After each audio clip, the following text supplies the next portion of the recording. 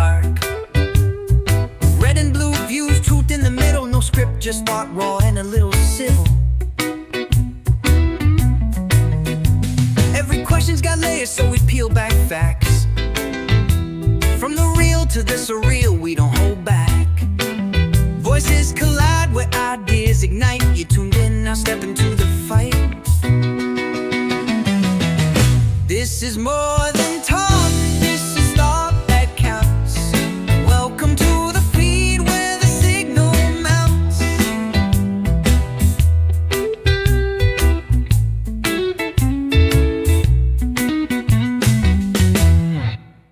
Welcome to the Deep Dive. Today we're jumping into a really raw and intense source. It's a long transcript from a recent live panel discussion on the OTW Live YouTube channel. Right. Hosted by Patrick, who also goes by OTTWW. Exactly. And our mission in this deep dive is to kind of cut through the chaos and, frankly, the confrontation you see in this conversation. Yeah. They want to pull out the key conflicts, the different perspectives. And really try to understand the dynamics, what's going on in this specific corner of the online world. Yeah. And just a heads up for you listening, this source material, it gets pretty intense. There's strong language, some graphic descriptions when the participants talk about other online figures in their own fights. It's definitely unfiltered. Think of it as a deep dive into the reality of online community drama, ongoing beefs. Okay, let's unpack this. Yeah, diving into this transcript, it really does feel like you're stepping right into that space. It's not polished, not produced. Not at all. It's like a live, raw window into how this community interacts and handles its conflicts. Absolutely. Yeah, and the source gives us a strong sense of the environment right away. Patrick, the host, he says he's back at the office for another wild one. Right. It's clearly built around interaction. The chat's involved. You've got guests rotating through the source mentions. Snaps, Cynthia, Lou Bass, El Perot, also called Richard Mitchell, Ghost, Imperious. Quite a crowd on this panel. And the tone is maybe the most striking thing that comes across up front in the transcript. They use phrases like loud, pure, that uncut flame. They frame it not really about building clout, but focus just on impact and intent. Yeah, that's the claim.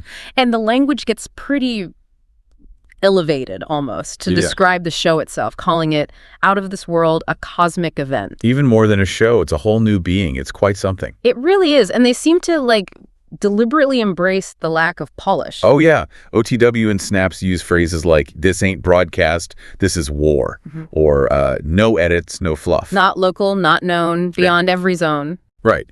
It immediately signals that what you're hearing, or what we're reading here, is meant to be as unfiltered as it gets. Yeah, it sets that expectation. This is supposed to be, genuine, raw reality, even though it's happening in this very performative online streaming world. Which leads us right into the kind of content they actually get into. A big chunk of the discussion in this transcript focuses on what they call the Axis Rat Blood deep dive. Yes, and this involved them watching some footage. The transcript gets pretty specific, actually quite graphic, about what they were discussing. Okay. Someone named Rat Blood apparently burning a Bible, putting spells, yelling out names, putting blood in a bowl, doing what they described as blood ritual magic. Jeez. And the panel's reaction to this, how do they frame it? Well, that's telling, isn't it? OTW and Snaps describe it as absolutely wild. They say things like, this is entertainment, bro. This is gold, worth the clip. So framing it purely as content. Exactly. Snaps even connects it to exorcisers and demons. What really stands out is how quickly these, potentially really disturbing acts are just reframed as entertainment, something to be consumed. That's a stark insight, yeah. How extreme behavior just gets immediately repackaged in some of these online spaces. And the transcript also notes who Rat Blood's rants were aimed at. Specific people mentioned in the source like Snaps, Bex, Yolanda, someone called Weaponized Hose, Goblin Steven, Cage Reality. Okay. And the language used, it's reported as incredibly harsh, vulgar. Phrases like, dock-sucking cunt, piece of motherfucking whore, Right. along with threats of violence, and this person claiming connections to a Facebook Satanist. So it's not just watching extreme stuff, it's these deeply personal, venomous attacks that are then being sort of dissected and almost celebrated as dramatic material. Yes, exactly. It really highlights that blurred line between what might be genuine, maybe concerning conflict, and what's just performance for the stream. Okay, so shifting gears a bit. The panel also spent a lot of time on how OTW himself is being seen and targeted online. Right, yeah. Particularly through YouTube Shorts and these response videos made by others. They mention names like Powder Dusty and Flow State. And they actually called this segment the OTW Laughingstock Session. Yeah, and OTW, he explicitly frames his part of the discussion as a response video. He's directly responding to these other creators. And a major theme that comes up is optics. Huge theme, how OTW feels others are trying to portray him maybe as a villain or just, using him to make content out of for their own channels. They actually picked apart specific clips that were shown in the source material. There's this quote attributed to OTW, if it fucking benefits me, I'll fucking stab you in the back. Ooh, yeah. That sounds bad out of context. Right. And OTW's explanation is fascinating. He clarifies it wasn't about literal betrayal, but more about knowing value and not moving against people unless they're in the way of my fucking goals. So his justification. Yeah. And this whole exchange, it really shows that constant tension online between how something looks the optics versus what the speaker says they actually intended. Absolutely. Words just take on a life of their own online, don't they? Regardless of the original meaning. Definitely. They also talked about other insults thrown at OTW in these clips. Things like being called brutal. Which he spins as just truth is brutal. Right. Or racist, fat, retarded, autistic fuck, beta bitch. The usual online arsenal. And the source shows that back and forth. The attacks, his counter insults. It demonstrates that typical dynamic you see in these kinds of online feuds. Even his music became a battleground. Oh, yeah. Yeah, songs like Out of This World, You Built a Monster, Still Breathing, they were referenced, and there was this whole debate about whether AI wrote them or if they came from OTW's heart. The authenticity question again. Exactly. And he clarifies in the transcript, he says he used AI for the music, like the beats and stuff. Yeah. But not the lyrics. He wrote those. And even that distinction becomes something they scrutinize. It just underscores how intensely people debate authenticity in this community, right down to someone's creative work. It really does. And kind of weaving through all these specific incidents is this pervasive theme of fallouts, beefs within this community. Yes. The transcript actually lists several specific conflicts they hash out. There's OTW versus Flow State. Okay. Flow State versus someone named Paul, OTW versus Paul. There's an incident involving this wizard guy's alleged scam and whether Paul was accountable for promoting it. Right. OTW versus Jack, OTW versus Lindsay, OTW versus Illumati. It's a long list. It's not just listing the beefs, though, is it? They debate who's responsible. Exactly. Like Cynthia apparently suggests Flow State hasn't really changed, and maybe people just had unmanaged expectations. But then others are just calling him a douchebag or accusing him of creating predatory optics. So it highlights how hard it is to assign blame or find any kind of resolution in these things. Totally. And this brings up a concept they mention a few times, something called wheat and tare optics. Wheat and tare. Yeah. Like the biblical parable. Exactly like that. It's basically their community's shorthand for trying to figure out who's genuine or truthful, that's the wheat, versus who's, deceptive or causing problems, the tares.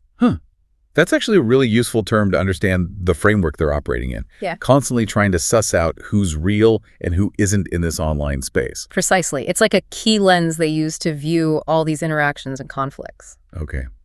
So beyond the specific beefs and optics, the panel also dove into some much deeper and often quite heated debates about principles, but filtered through this community-specific perspective. Yeah, a really intense discussion popped up involving Cynthia and her decision to get the COVID-19 vaccine. Oh, boy. Which, in the source, they referred to with this kind of dismissive phrase, the jibby-dibby-boo. Okay. And Cynthia explained her reasoning. Yeah, quite clearly, actually. She said it was a personal decision. She needed to protect a loved one who was very, very sick with a severely weakened immune system. Right, a specific situation. She framed it as a self-sacrifice, doing what was right according to the Lord that I serve. And she felt it was worth it to potentially stop her friend from dying. She really emphasized it was about that person's unique health situation, not some general endorsement. And how did the others react to that? Well, the pushback was strong. OTW, Snaps, Lou Base, they questioned her discernment. That word again? Specifically questioning why she'd trust the government, arguing she knew they can't be trusted. They questioned the vaccine's purpose, kind of implied she didn't really believe in it, even though she took it. Wow. So it really shows that clash when a personal, pragmatic decision runs up against these deeply held community beliefs about distrusting institutions. Absolutely. And they linked her decision to broader concerns, too. Others connected it back to those wheat and tear optics, suggesting maybe she lacked discernment. Someone made a connection to the mark of the beast, and they drew a parallel to the real ID requirement in Texas, How so? framing it similarly, like being scanned, putting your info into a system, paying tribute to a false patriarch. You see the pattern of distrust. Yeah, you do. And it sounded like that segment got pretty tense. Oh, the transcript definitely conveys tension, accusations of gaslighting, people feeling judged by other standards, a sense that they weren't really hearing each other. It just highlights how tough communication gets when those fundamental beliefs about trust and authority are so different. Exactly. It's a real sticking point. So building on that intense debate about discernment and trust, they then try to apply that thinking to a really practical question. How do you actually help someone in need? Right, using Cynthia's homeless friend as the example. And what kind of ideas came up? Well, different approaches. Renting a motel room was suggested, but that immediately brought up the issue of using your ID, which ties back to the real ID discussion. Ah, okay. The system thing again. Yep.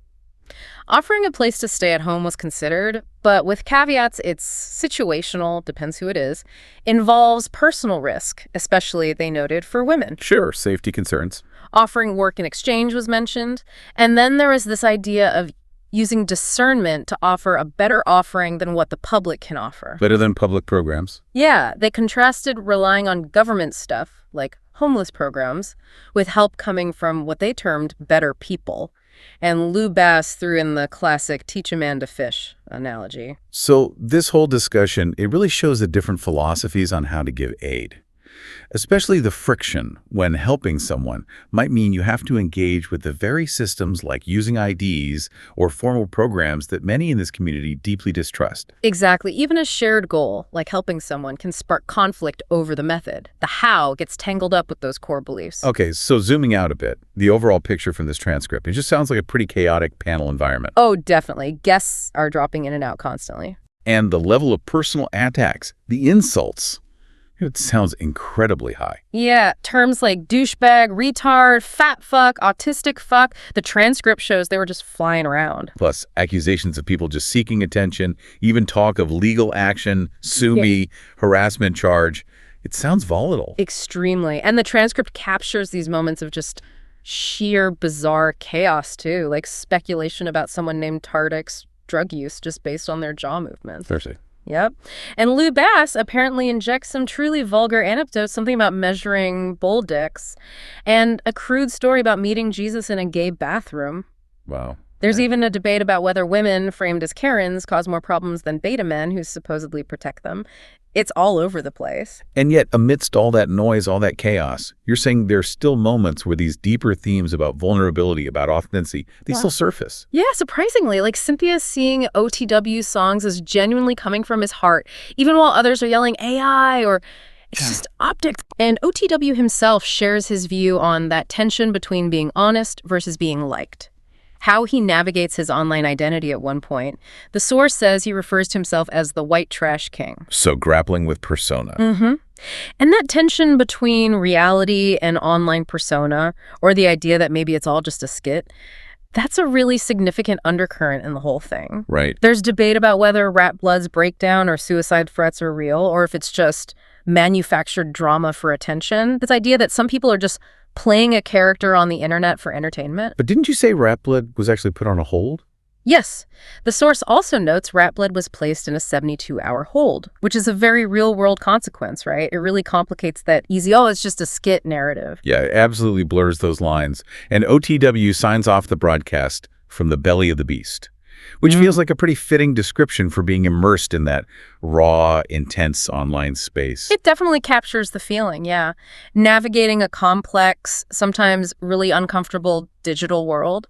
So you've journeyed with us through this deep dive into a truly intense online conversation. We've seen raw emotion, sharp conflict. Debated complex issues like faith and trust and how you even help others. And really wrestled with the nature of online identity and authenticity. It's like a microcosm, really, of navigating conflicting information and perspectives in this digital age, where the lines between who someone is online and who they are offline can feel incredibly blurred. Yeah.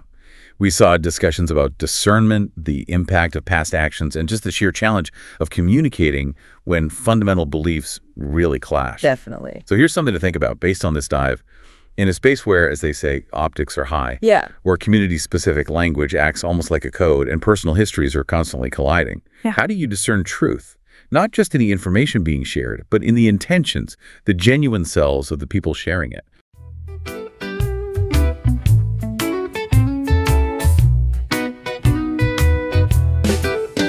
Mic check, one voice, one spark. From the shadows to the bright, let's light the dark.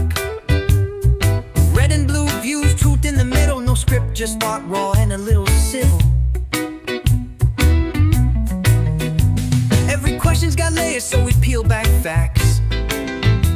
From the real to the surreal, we don't hold back. Voices collide where ideas ignite. You tuned in, now step into the fight. This is more